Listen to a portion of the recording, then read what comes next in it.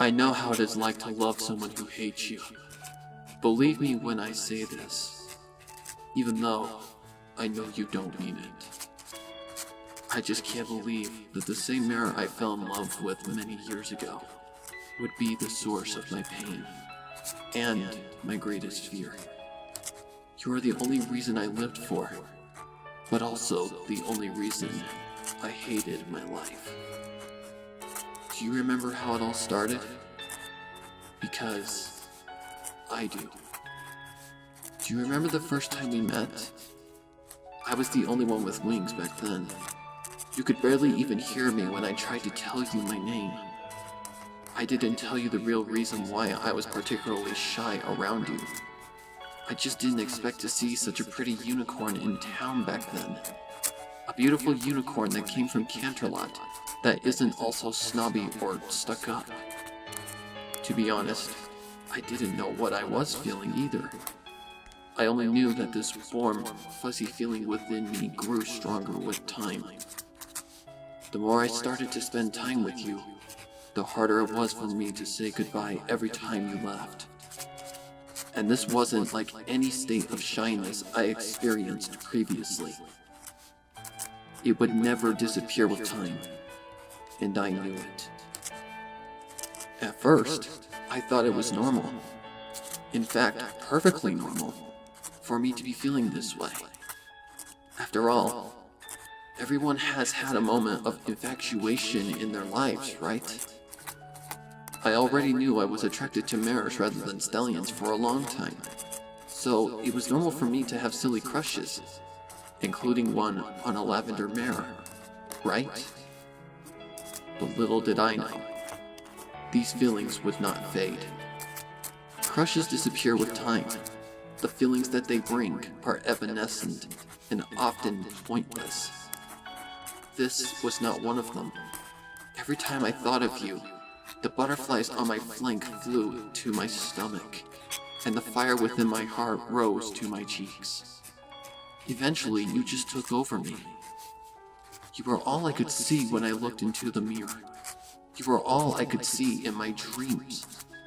Your voice was the only sound that I wished to hear. You became my everything, and I felt like the world was falling apart in your absence. Of course, I couldn't take it anymore. I had to make a move. You wouldn't have noticed me otherwise. And all it took was that one date, that one night, to make me realize that I was hopelessly in love with you. Do you remember that night, Twilight? You walked home with me, under the moonlight with your wing wrapped around me. I still can't believe you were the one who kissed me first.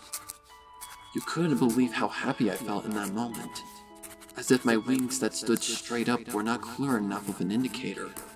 My eyes immediately sparkled as I gazed into yours. I wanted nothing more than to melt in your embrace and never come out again. Do you remember that very night? Do you remember that very night that we spent almost the entirety of it in my room? We marked each other as ours. We gave each other a part of ourselves. When we got tired of all the passion we were engaged in, we just fell asleep, with your warm wings wrapped around me, the pale moonlight illuminating our slumbering forms. Do you remember when you finally decided to let me move in? I was so excited that I didn't need my wings to fly. It was more than a dream come true. I honestly would not have cared if your home was set in a castle or in a hole by the road, as long as you were there. And do you remember, on that very day, you promised that you would make me happy? Do you remember? You promised. Do you remember that night when I found out that things were not okay? I was so worried that letting me move in was the wrong decision after all. But you kept insisting that it wasn't. I knew you were right, but how can I stop myself from worrying when I saw you awake, with tears flowing from your beautiful purple orbs, just staring into space on multiple nights? You couldn't hide that forever from me. And when I found out, you just said you were stressed. Of course, I knew you were a princess. Of course your life had taken such a toll on you. I tried my best to comfort you, as if you were still a frightened feeling in my arms. I told you it was okay to cry. I didn't tell you everything was going to be okay, because I knew it would not be. I only knew that I would be right by your side as we faced them. But it didn't get better. You didn't just cry in the middle of silent nights anymore. You started spending less time on grooming yourself, and your mane eventually became a mess outside of your working hours. You started getting up late, whereas you were usually the first one up, even among your own family. You started eating less and less until you stopped completely. Eventually, you didn't even come to bed. And that was when I knew something was seriously wrong. You were not the alicorn that every pony called the Princess of Friendship anymore. That spark in your eyes was long gone. You didn't want to see a doctor, but I made sure you did anyway, and so did our other friends. I just thought that was supposed to fix you, not break you even further. Do you remember when the doctors first diagnosed you with depression? You held on to me while you cried, asking me to never leave you. It didn't matter if you were a princess or an alicorn. In that moment, you looked more vulnerable than any injured animal that I had ever seen. I promised that I would never let you go. Yes, I promised. I remember. It was all right at first. More than all right, actually. The other girls were there for you too. They made sure you were never alone. It even looked like you were getting better. The doctors agreed to discharge you on the condition that you followed their instructions. And that's when things started to go downhill. You refused. You refused to take the medicine on your prescription. You refused to follow the doctor's advice and sleep earlier. You didn't even allow yourself to rest the way they asked you to. You just wanted to go back to the way it was before. The life you weren't made for. You just wanted to go on pretending nothing had ever happened. And I couldn't bring myself to stop you. Couldn't muster the strength to force you to listen. Despite having done that to multiple disobedient critters back at my cottage before.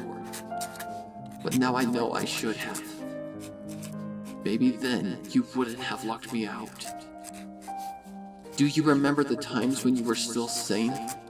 The times where the Twilight I knew and loved was still there? Do you remember any of those times at all? The times before that night you snapped and threw the book at me? I could hardly believe it. For years you didn't allow any pony else to touch your books, let alone even drop them. Yet you yelled at me and I was met with a hard cover 1 second later.